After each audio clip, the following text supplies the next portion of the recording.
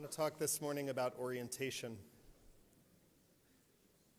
It's a profoundly disorienting time, and so I want to ask how we find some centered sense of self, even in disorienting times in the world. But first, two stories. One is a famous story about the rabbi who used to leave the town every morning early to say his prayers in the forest at the edge of the town.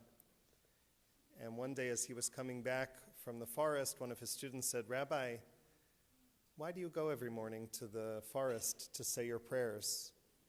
Isn't God the same here in the town as God is out there?" And the rabbi looked at the student and said, "Of course, God is the same everywhere, but I'm different. I'm different." The second story is a story that happened to me. I have had the privilege in my life of praying in many different places. I've prayed in Caldwell, New Jersey, in this sanctuary. I've prayed in many different places in this country and in other countries. I've prayed in beautiful natural settings. I've prayed in great cathedrals. I've prayed by myself. I've prayed with many people. I've prayed in concentration camps in Europe. I've prayed in Jerusalem. And the first thing a Jew does when they pray, as you probably know, is, which way do I turn? Which way do I turn? Which way do I face? A Jew always points oneself to Jerusalem when they pray. And so the story is that in my former congregation, the 6th grade families took an annual trip to Israel, and one year I was able to join them, and we were on the plane on the way to Tel Aviv from Los Angeles, a longer flight than Newark, although maybe not these days. And the sun was rising, and it was time for the morning prayers, and the students were debating, which way do we face? We could see the sun rising on the right side of the plane, so we knew that was east. But one of the students said, "Isn't the plane flying to Israel? Shouldn't we just face the front of the plane and pray?"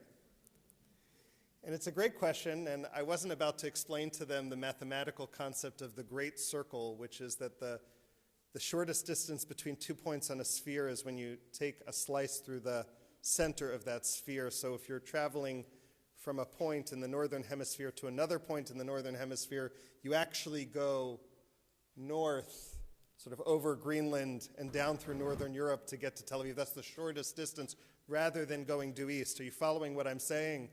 You've noticed this, I'm sure, on the flight path. It's a mathematical concept known as the Great Circle. And my understanding is actually that when Muslims pray, they follow this concept. The Qibla, which points the direction to Mecca, actually is not due east to get to Saudi Arabia.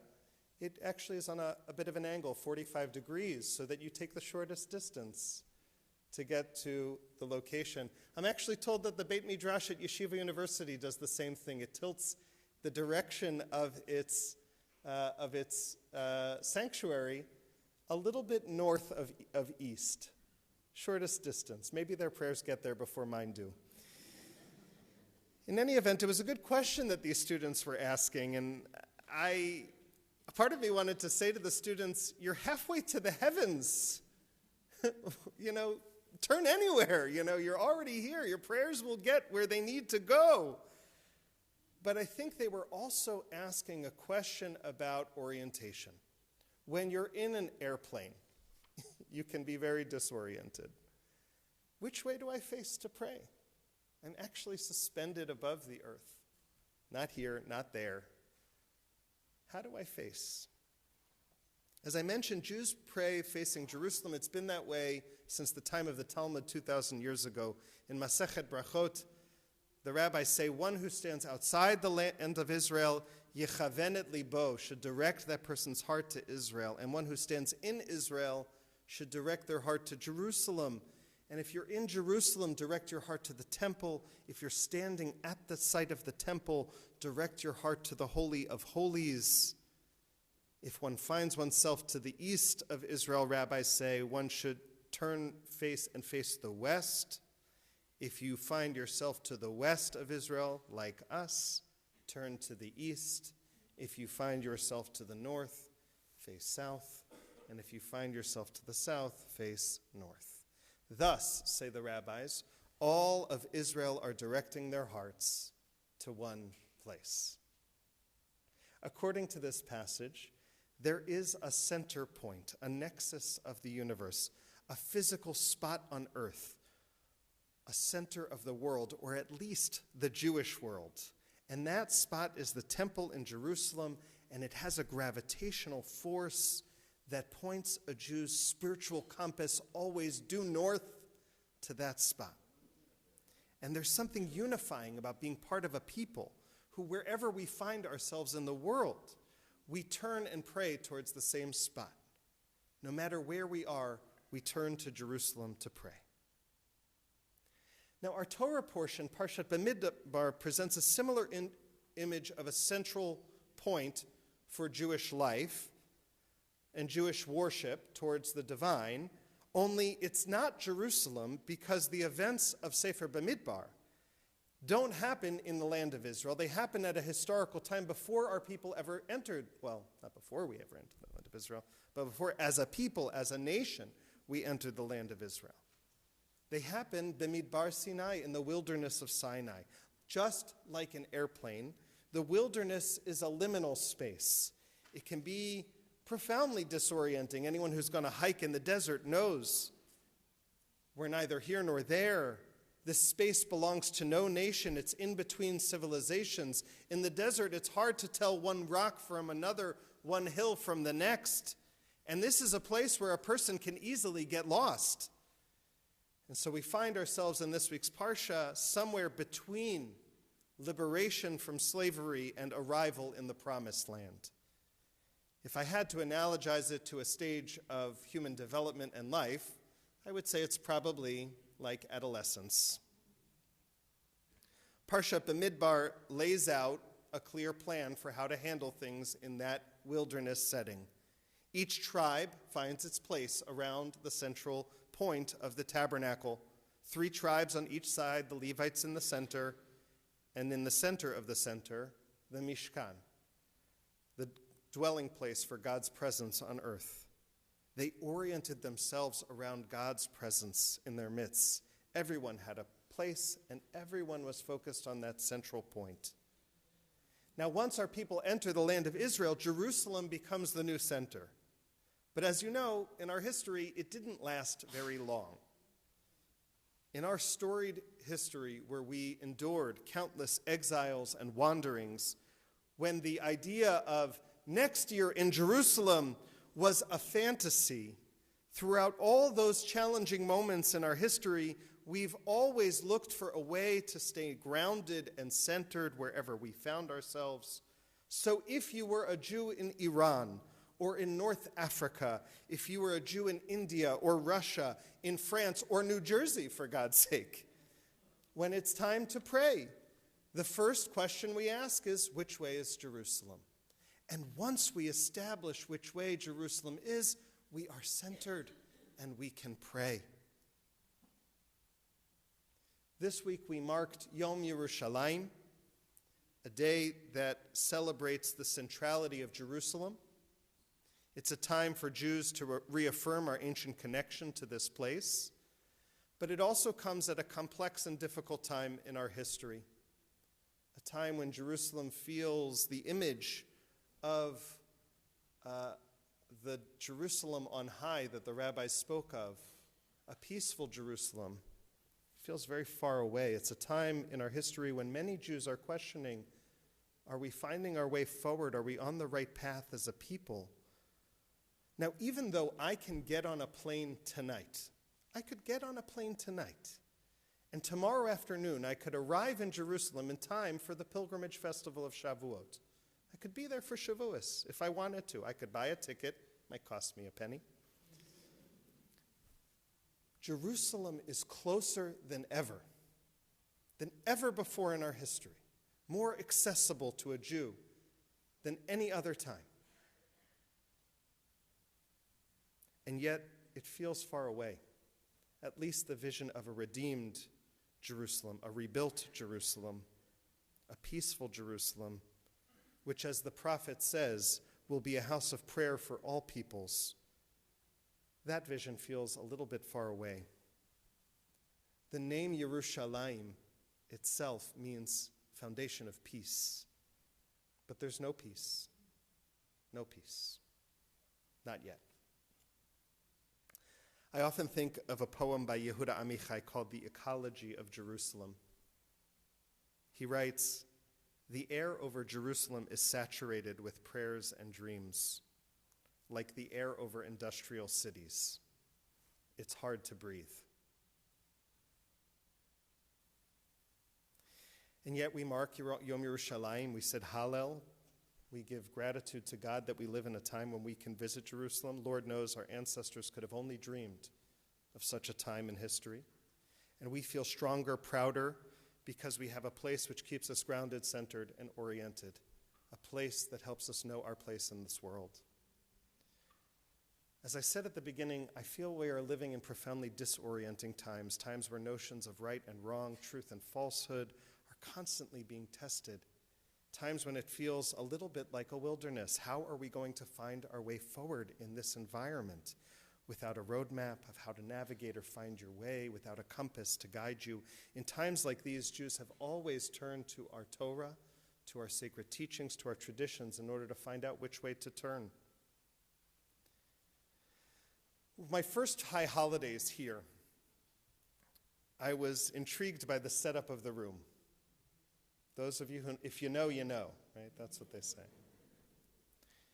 Those of you who have been here know that because we're trying to accommodate about 1,500 people in this space, we open up those walls at the back, and you'll see later there's a huge social hall.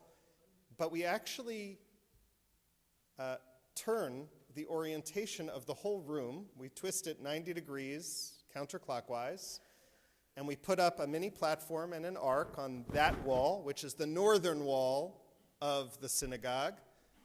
And there are some seats that face back this way, but many of the seats face that way, and some of the seats face that way. And so I was intrigued. The first time I came, I said, we're praying to Canada.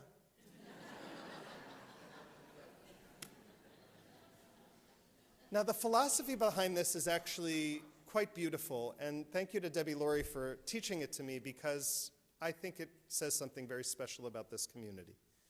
If you were to open those doors and set up seats all the way to the back facing this way, there would be people at the back there who would need like jumbotrons in order to see what's going on up here. They'd be so far away from the stage, it'd be like a Beyonce concert. You sort of couldn't see what's going on the bima.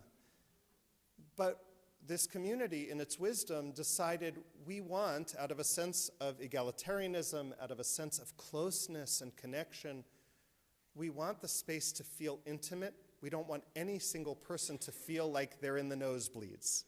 So the room becomes incredibly wide and shallow. But the consequences, unintentionally, is that we've created a problem, which is that the ark is that way, but Jerusalem is that way. We don't want to show respect to the ark and the Torah, heaven forbid. But we also don't want to lose our connection to Jerusalem.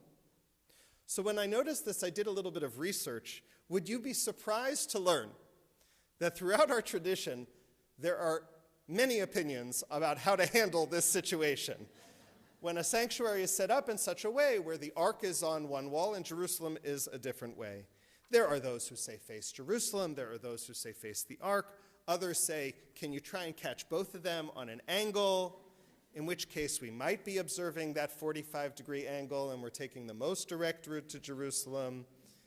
I took some comfort as I was doing my research in the opinion of one rabbi, the Aruch HaShulchan, who says, don't overthink it.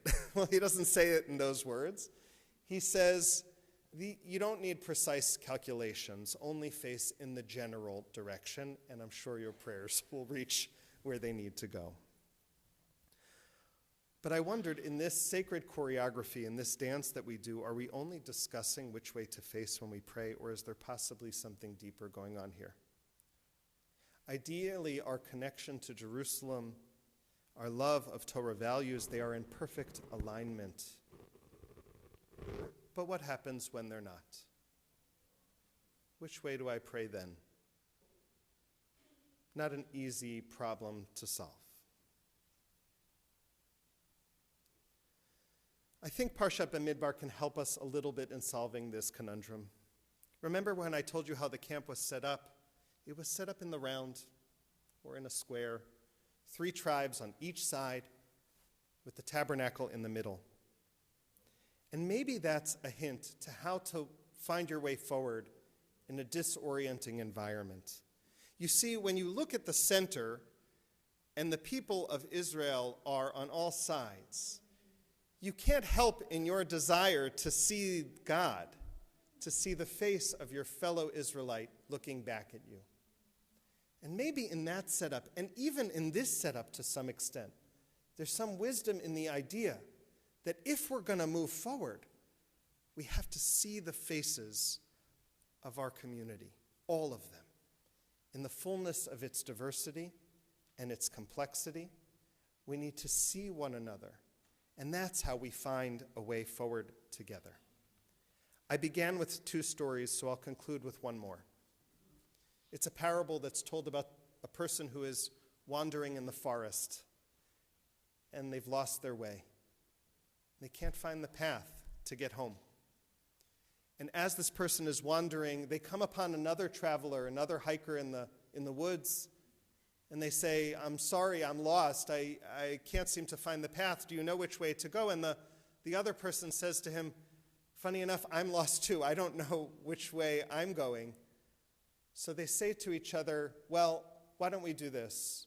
We won't go the way I came from. I know that's not the way home. And we won't go the way you came from. That's also not the way home.